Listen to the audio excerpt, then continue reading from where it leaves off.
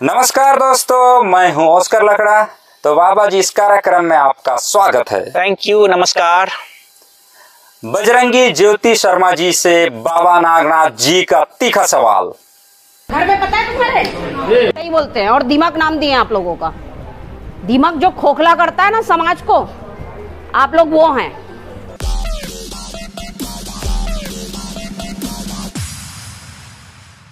तो ज्योति शर्मा जी से मेरा एक सवाल है कि ये ईसाई समाज के लोगों को दीमक कह रही हैं। जी जी। तो ये ईसाई समाज को कैसे दीमक कह रही है? मैं एक इंसान होने के नाते किसी धर्म की तरफ से मैं नहीं कह रहा हूँ, माने कि ईसाई होने के नहीं के हिसाब से नहीं। जैसे कि वैसे तो मैं बार बार बोलता हूँ कि मैं कोई धर्म नहीं मानता हूँ। जी हाँ जी। लेकिन एक इंसानियत के नाते मैं पूछना चाहता हूँ कि ये ईसाई समाज उनके लिए कैसा दीमक हो गया। तो ठीक है, वो दीमक हुआ भी होगा, लेकिन मैं उनसे पूछता हूँ कि ज्योति शर्मा जी आदिवासी भाई बहनों के लिए, जिन्हें अपनी बेटी बेटियां कह रही है, उनके स्वास्थ्य के लिए, उनकी शिक्षा के लिए, उनके रोजगार के लिए, उनके सम्मान के लिए, उनके संवैधानिक अधिकार के लिए आज तक क्या किए हैं? छत्तीसगढ़ में काम की कमी है। जो पता नहीं है वहां जा रहे थे काम करने, खाना बनाने।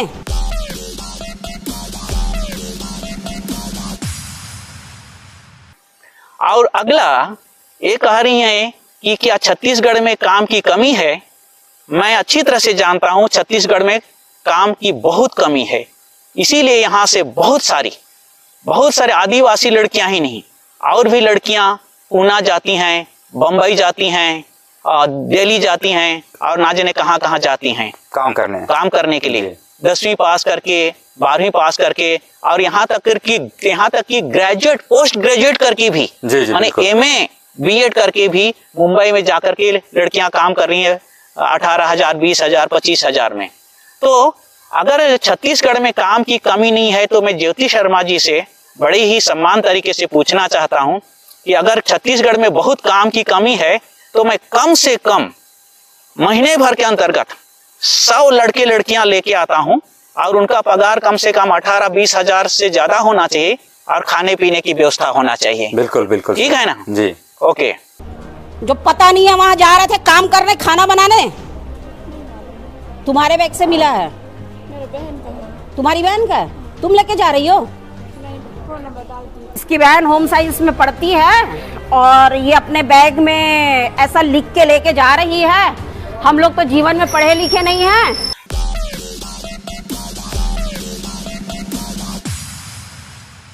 और ज्योति शर्मा जी पूछ रही हैं कि आप कहाँ जा रही हो, पता नहीं है, और ये होम साइंस वगैरह की बात कर रही है। उन्हें पता है नहीं है या नहीं है, वो तो ठीक है, लेकिन क्या हर आदमी ज्योति शर्मा जी से ही पूछ के कहीं जाएगा क्या? ऐसा तो नहीं है। सर्टिफिकेट लेना पड़ेगा क्या? माने कि कहीं कोई जा रहा है तो ज्योति शर्मा जी से ही पूछ के जाए क्या? परमिशन लेके जाना है जाए क्या? ये होती कौन है? और दूसरी बात, जो वहाँ पर होम साइंस वाली बात कर रही है, भाई होम साइंस में उसकी बहन पढ़ रही होगी, चाहे नहीं भी पढ़ रही होगी, वो उनकी किताब में कुछ भी लिखती है, इसको ये पूछने वाली कौन है? और उनका बैग सब, मतलब उनके बैग वगैरह को चेक करने, एक किस सेंस से और किस संवैधानिक अधिकार से ऐसे चमका धमका के ऐसे देख रही है, या तो लूट पाट करके वो देख रही है। तो तरीका नहीं है। और मैंने इनके और भी वीडियो सुने हैं कि ये संविधान का पालन करती है। ये संविधान का पालन है? ये तो नहीं है। ये तो बिल्कुल नहीं है, बिल्कुल नहीं है। बैग में ऐसा लिख के लेके जा रही है। हम लोग तो जीवन में पढ़े लिखे नहीं हैं। होम साइंस वाले लोग ऐसे सन और ये लिखते हैं। इसको इसी तरफ रखना भाई ना सब।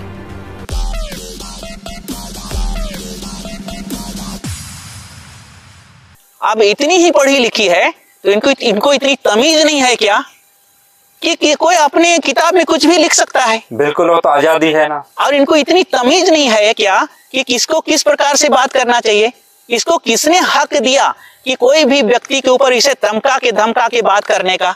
ये इतनी पढ़ी लिखी हैं तो इसको मालूम नहीं है कि किससे कैसे बात करना चाहिए। एटिकेट, जिसको एटिकेट कहते हैं, चाहे तो क्या कहना चाहिए, सेंस कहते हैं, चाहे तो शिष्टाचार कहते हैं। तो ये हमको शिष्टाचार सिखाएगी हैं? जिनके पास खुद नहीं है। जिनके पास खुद शिष्टाचार नहीं है वो दूसरे से शिष्टाचार पूछ रही हैं। तो हमें ज्योति शर्मा बताए कि कितनी पढ़ी लिखी हैं, वो हम भी जानना चाहते हैं। ये लिख के रखी, इसका बताएंगे। ये बैठी है ना 2 महारानी, इन लोग बताएंगे। फिट होना पड़ता है, इसलिए जो गतिविधि जो ले जाके कर रहे हो ना आप लोग हमारी लड़कियों के साथ में, बंद कर दीजिए उसको।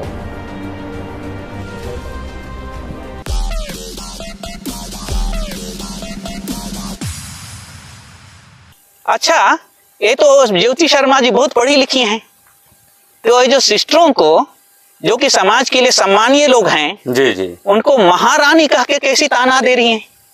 ज्योति शर्मा जी तो बहुत पढ़ी लिखी हैं ना, तो छोटे से बड़ों से, चाहे वो कुछ भी लोग, कैसे भी लोग हैं, उनसे कैसे संबोधन का शब्द का उपयोग करना चाहिए उसको तमीज नहीं है ज्योति शर्मा जी को। हाँ, इनको महारानी कह रही, और वो खुद कौन है ये भी तो बताए। ठीक है ना, तो महारानी है 2 जन, वो तो महारानी है, वो कौन है? जो क्वेश्चन कर रहे हैं वो कौन है? वो कौन है? 2 महारानी, इन लोग बताएंगे। फिट होना पड़ता है, इसलिए जो गतिविधि जो ले जाके कर रहे हो ना आप लोग हमारी लड़कियों के साथ में, बंद कर दीजिए उसको।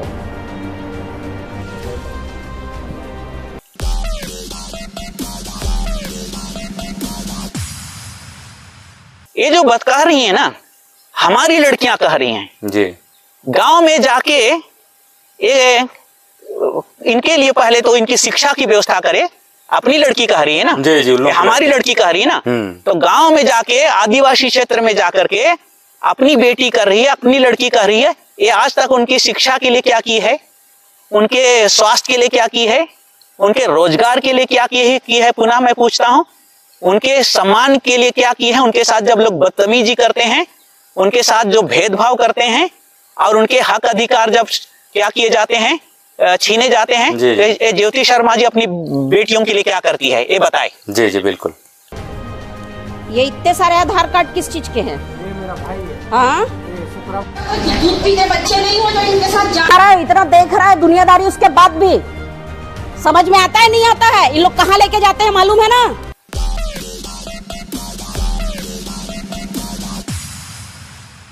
और ये पूछ रही हैं ये लोग, यानी ये नन लोग कहाँ लेके जाती हैं, ये पूछ रही हैं।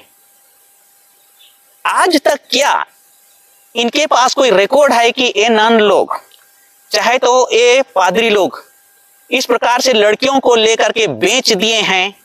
चाहे तो इनके वीडियो में मैंने ये भी सुना है कि इन लोग क्या कहते हैं, इनके अंगों को बेच देते हैं, ऐसा सब बोल रही है। आज तक क्या मिशनरीज लोगों के हॉस्पिटल में, चाहे तो मिशनरीज लोगों के द्वारा इनके शरीर के अंग वगैरह को बेचने का, चाहे तो वेश्यावृत्ति में ढकेलने का, ऐसा इसके पास कोई सबूत है? ये बताए ज्योति शर्मा। इसके साथ तो बहुत सारा का काम करेंगे तो नर्सिंग सिखाएंगे। उसके बाद मैं इनके घर वाले बोले, क्या समझ है, क्या समझ है, बोलोगे कि लगाऊं?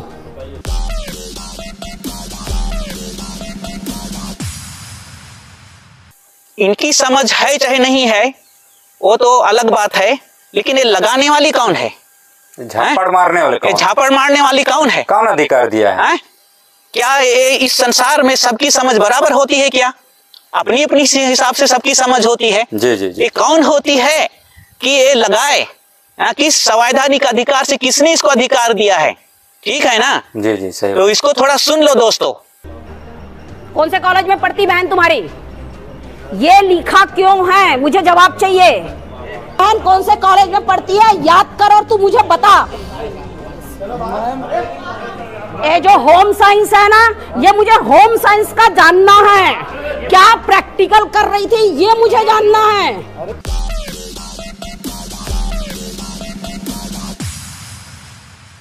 अब इसकी बहन किस कॉलेज में पढ़ती है और क्या पढ़ती है और इस कॉपी में क्या लिखा है, उससे ज्योति शर्मा को क्या लेना देना है भाई?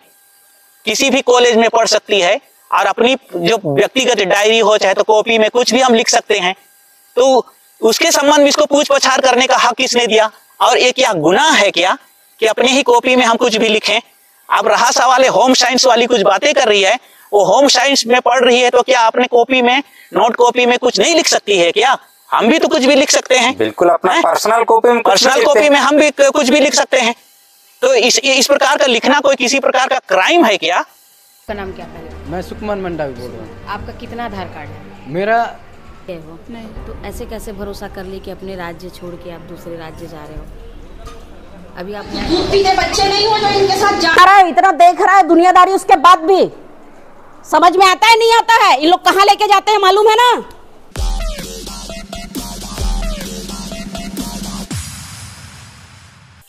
अब इन लोग पूछ रहे हैं कि इन लोग क्या है, मानव तस्करी कर रहे हैं, एक राज्य से दूसरे राज्य जा रहे हैं। भाई एक देश में, एक राज्य से दूसरे राज्य में लोग जाके काम नहीं कर सकते हैं क्या? बहुत से लोग जाके काम कर रहे हैं। बिल्कुल, है? तो एक देश से दूसरे देश, एक प्रदेश से दूसरे प्रदेश में काम करने के लिए, जो कि बच्चियां, तीनों बच्चियां 18 साल या 18 साल से वो ज्यादा की हैं, क्या उसके लिए ज्योति शर्मा से कोई पासपोर्ट लेने की जरूरत है क्या? है? तो ये कौन होती हैं कि एक राज्य से दूसरे राज्य में जाने के लिए इनसे कोई पूछा जाए? भाई अपने से कोई भी आ रहा है, जा रहा है, कहीं पर भी काम कर सकता है, तो इसमें मानव तस्करी वाली बात कैसी हुई? ऐसी बातें कर रहे हैं कि एक देश से दूसरे देश में लेकर के इनको बेच दे रहे हैं। ठीक है ना? अगला सवाल बताओ। मेरे फॉर्मेटिव नहीं है बोलता है वो। छोड़ने एक क्या लगते हैं लोग तुम्हारे? मैम मैं बता रहा हूँ, शुरू से बता। हाँ बता।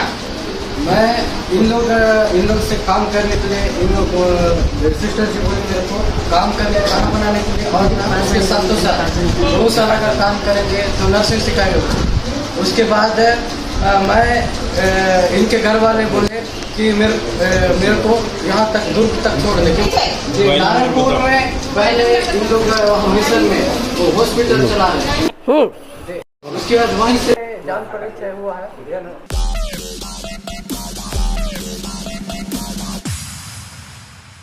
अब यहाँ देखिए, ये लड़का बता रहा है कि इनके मम्मी पापा से पूछ करके, उनकी सहमति से और उनके कहने से वो दुर्ग रेलवे स्टेशन तक इनको छोड़ने आया है। चाहे वो उनका संबंधी हो, चाहे तो गांव वाला हो, है ना? गांव वाले तो ऐसे हम फ्री में भी काम कर देते हैं भाई, बहुत बार। ठीक है ना? जी बिल्कुल। तो उनको कितना पैसा मिला है, नहीं मिला है, इसके संबंध में उल्टी सीधी बातें करने की क्या जरूरत है? अच्छा, मैं पूछना चाहता हूँ ज्योति शर्मा जी से कि ऐसे जो आप जन सेवा कर रही हैं, उसका आपको कितना पैसा मिला है, ये आप बताइए। जो कि आप ठेका लेके बैठी हैं अपनी बेटियों की सुरक्षा के लिए। पहले तो इन्हें, जो बेटी आप कह रही हो ना, इनकी स्वास्थ्य की, इनकी शिक्षा की, इनके रोजगार के और इनके आत्मसम्मान की और इनके संवैधानिक की रक्षा के लिए आप काम करिए। उसके बाद इनकी माँ बनिए, है ना? इससे पहले आप माँ बनने के हकदार नहीं, माँ कहलाने के हकदार नहीं हैं। उसके पूरे मम्मी पापा से बात किए, उसके बाद इसके मम्मी पापा लोग भी सब रेडी हो गए। उसके बाद ना मैं इनको यहाँ तक आगरा तक ला के छोड़ दिया। आगरा तक ला के छोड़ा? ये आगरा है? आगरा नहीं, आपका दुर्ग। तभी तो बोला तू आगरा तक छोड़ रहा हूँ, बोला अब दुर्ग बोल रहा है। नहीं, दुर्ग तक है। तुम नारायणपुर से यहाँ किस में आए? बस में। बस में आए हो? और बस इतना ही है? कितना पैसा मिला है? मैम कुछ को नहीं मिला मैम।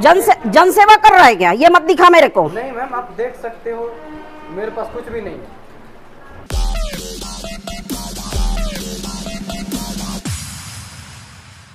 ज्योति शर्मा जी कितना पैसा मिला है बोलते इस लड़के से।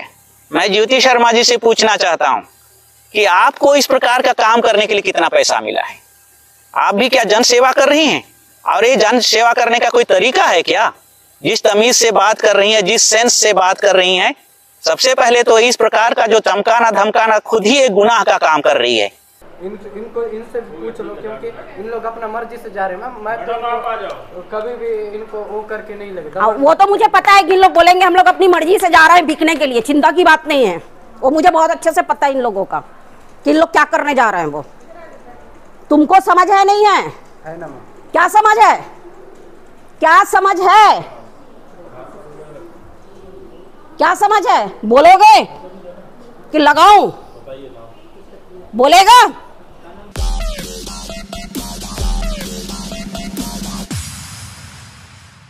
ये जो समझ की बात कर रही है, अगर ज्योति शर्मा को इतनी समझ होती ना, तो इस प्रकार की जो है ना बदतमीजी से उनको लगाम वगैरह बोलने की उनकी हिम्मत नहीं होती।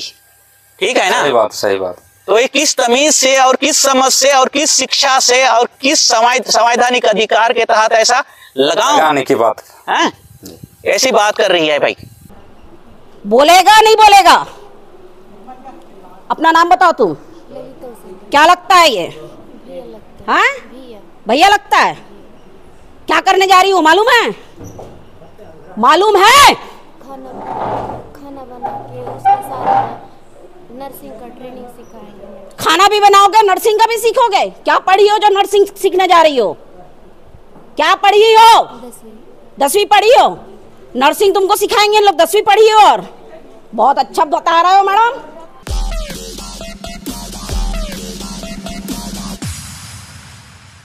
अब नर्सिंग करने के लिए 12वीं पास के बाद जाना पड़ता है, वो हमको भी मालूम है। तो कोई व्यक्ति अगर 10वीं पास करके नहीं पढ़ सकता है तो काम करके साथ में पढ़ाई कर सकते हैं कि नहीं कर सकते हैं? बिल्कुल कर सकते हैं। कर सकते हैं ना? जी जी जी। पार्ट टाइम काम करके और पार्ट टाइम माने फुल टाइम पढ़ाई भी कर सकते हैं। बिल्कुल कर सकते हैं। तो हो सकता है ऑनलाइन वगैरह भी पढ़ के। बिल्कुल। तो इनको क्या तकलीफ है भाई? खुद तो कुछ करती नहीं है इनके लिए। जी हाँ। और इन लोग जो अपना करियर बनाने के लिए जा रहे हैं जिस पर भरोसा करके, जी जी, तो इसको क्या तकलीफ है? ठीक है ना? 10वीं के बाद में 11वीं 12वीं, और मैं भी जानता हूँ 10वीं पास करके बहुत से लड़के लड़कियां जाती हैं, फिर 11वीं 12वीं उधर पढ़ती हैं और उसके बाद में कोई नर्सिंग करती हैं, चाहे तो कोई दूसरे भी सब्जेक्ट लेते हैं। तो पहले काम भी करती हैं और पढ़ाई भी करते हैं। विदेशों में 10वीं पास करने के बाद में माँ बाप छोड़ देते हैं और वो लोग काम भी करते हैं, पढ़ाई भी करते हैं। जी जी जी। इस देश में क्या 10वीं पास करके लोग पढ़ाई और काम नहीं कर सकते हैं क्या? बिल्कुल कर सकते हैं। इनको अक्ल नहीं है क्या कि वो कैसी बातें कर रही है? क्यों आप लोगों को वहाँ खाना बनाने वाले नहीं मिलते आगरा में? मैं दिलवा दूं। जो छत्तीसगढ़ आए हैं आप लोग यहाँ लेने के लिए, हमारे यहाँ की लड़कियों को पूरा लॉट का लॉट दिलवा देती हूँ खाना बनाने के लिए वहाँ आगरा में। जिस तरीके से गतिविधि कर रहे हैं, समझ में आया? मेरा थोपड़ा मालूम है नहीं मालूम है?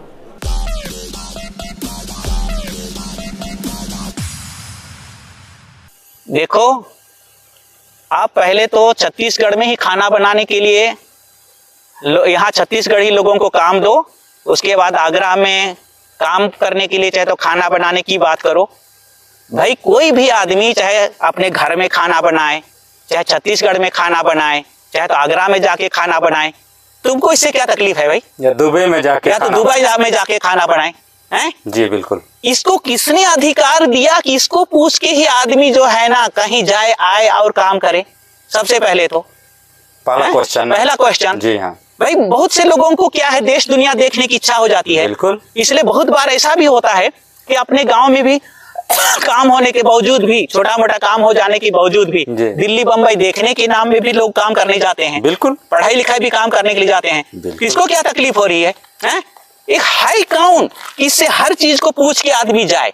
और ये जो है ना, आदिवासी बच्चियों को अपनी बेटी कह रही है, पहले आदिवासियों के स्वास्थ्य के लिए, शिक्षा के लिए, उनके रोजगार के लिए, उनके सम्मान की रक्षा के लिए, उनके संवैधानिक अधिकार के लिए पहले जाके गांव में काम करके बताए, उसके बाद बेटी कहे। उससे पहले इसको बेटी कहने का कोई हक नहीं है। और ये मूर्ख आदिवासी भड़वे दलाल लोग हैं जो लोग इसको अपना गुरु बना के बैठे हैं। इसकी वजह से ये चढ़ के ऐसी बात कर रही है, नहीं तो जो है ना, इसकी ऐसी बात करने की कोई हैसियत नहीं है। जिस तरीके से गतिविधि कर रहे हैं, समझ में आया? मेरा थोपड़ा मालूम है नहीं मालूम है? पता है? नहीं पता है ना? अभी आपके बाप लोग आएंगे आप लोगों को छुड़ाने, यहाँ जो छत्तीसगढ़ में है ना, उन लोग आएंगे भाई।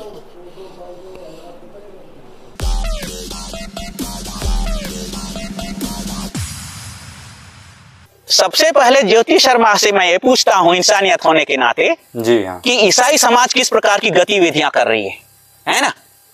किस प्रकार की गतिविधियां कर रहे हैं उसको साफ साफ बोले, क्योंकि इनकी झूठ के ऊपर झूठ को मैं बहुत देख रहा हूं कि कोई इनके हर वीडियो में देखता हूं। ठीक है ना? जी हाँ। ये कौन सी गतिविधि कर रहे हैं उसको साफ साफ बताए।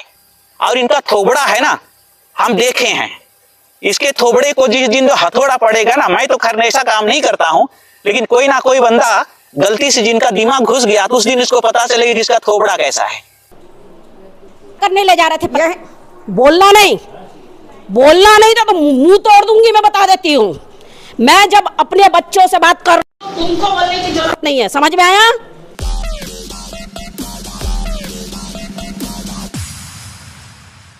ये मुंह तोड़ने वाली कौन है भाई?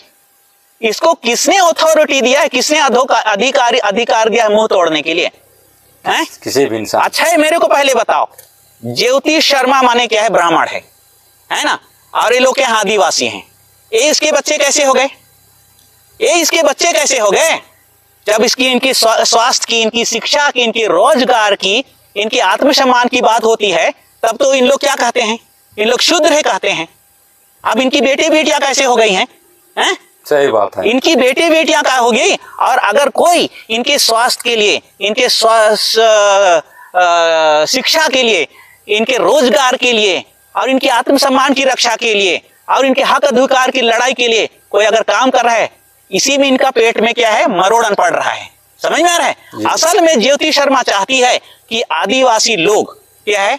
अशिक्षित रहें, कुपोषित रहें, कमजोर रहें, अपने हक अधिकार को ना समझें और बस इनके अंडर में काम करते रहें। ये ईसाई समाज क्या करता है? शिक्षित करके, जागृत करके, इनके रोजगार के लिए, या तो इनके क्या कहना चाहिए, इनकी आर्थिक रूप से मजबूत करने के लिए काम करती है। इसलिए इनके पेट में मरोड़न होती है। बिल्कुल, क्योंकि इनका जो क्या कहना चाहिए, विचारधारा क्या है वो तो जानते हो, कहते हैं कुछ, करते हैं कुछ। समझ में आ रहा है? मनुवादी क्या है? मनुवादी चाहती है कि आदिवासी लोग माने कि मूल निवासी लोग क्या रहें? अशिक्षित रहें, अनपढ़ रहें, अंधविश्वास में फंसे रहें और उसके बाद में क्या है? उनके लिए वोट देते रहें और इनका क्रीम इन लोग खाते रहें, हम राज करते रहें और राज करते रहें। बस यही उनका उद्देश्य है। इसको आदिवासियों को ही नहीं, पूरे 85% मूल निवासियों को अच्छी तरह से समय रहते समझना चाहिए। वैसे भी तुम लोग ना दिमाग हो, गूंगे बन के बैठे रहो। गूंगे हैं बोलते हो ना, बहुत सीधे हैं हम लोग, बहुत सीधे हो ना तुम लोग। हम लोग गुंडे ही हैं और इन लोगों को बचाने के लिए गुंडा बनना पड़ता है हम लोगों को, तुम लोगों से।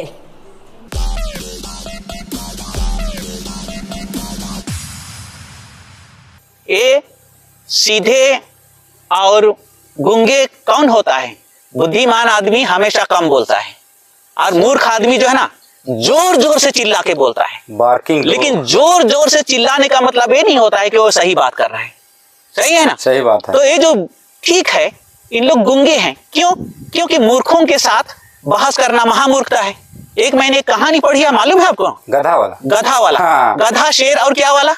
गधा शेर और बाघ वाला। जी जी। तो शॉर्ट में उस कहानी को बताऊं? बताइए बताइए। एक बार क्या है कि एक जो गधा हरी घास को क्या बोलता था?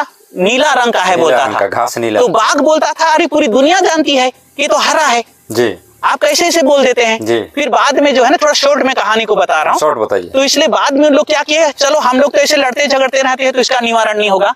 तो वो लोग शेर के पास, राजा के पास गए और पूछने लगे कि शेर राजा, एक गधा बोलता है कि घास जो है ना नीला रंग का होता है। जी। पूरी दुनिया जानती है कि हरे रंग का होता है।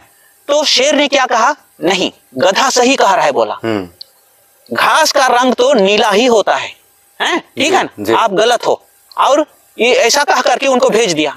फिर वापस जाकर के गधा को लगा कि अरे मैं तो जीत गया, शेर ने तो मेरे फेवर में क्या है, न्याय दिया है। जी जी जी बिल्कुल। तो इस बाघ को यानी टाइगर को कुछ सजा मिलनी चाहिए। तो फिर वापस दोनों गए। फिर उसके बाद में उसने कहा कि शेर राजा साहब आपने तो इसको कोई सजा नहीं दी। हार गया फिर भी। हार गया तो फिर भी। तो उसने क्या किया, ठीक है आप जो है ना, आपकी सजा ऐसा है कि आप महीने भर तक मौन रहो, मौन रहो, शांत रहो, है ना? तो फिर वो दोनों वापस चले गए। फिर टाइगर अकेला आया।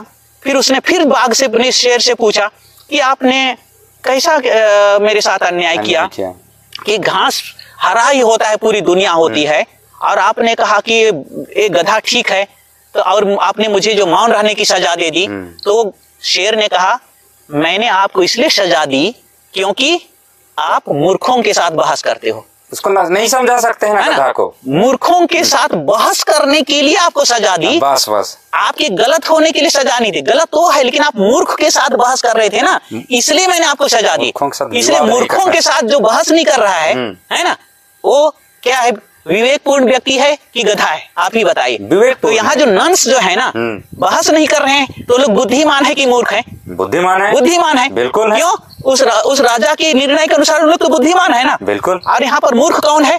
अच्छी तरह से जानते हैं, जो चिल्ला चिल्ला के बात कर रहे हैं। बहुत सीधे हो ना तुम लोग, हम लोग गुंडे ही हैं, और इन लोगों को बचाने के लिए गुंडा बनना पड़ता है हम लोगों को, तुम लोगों से।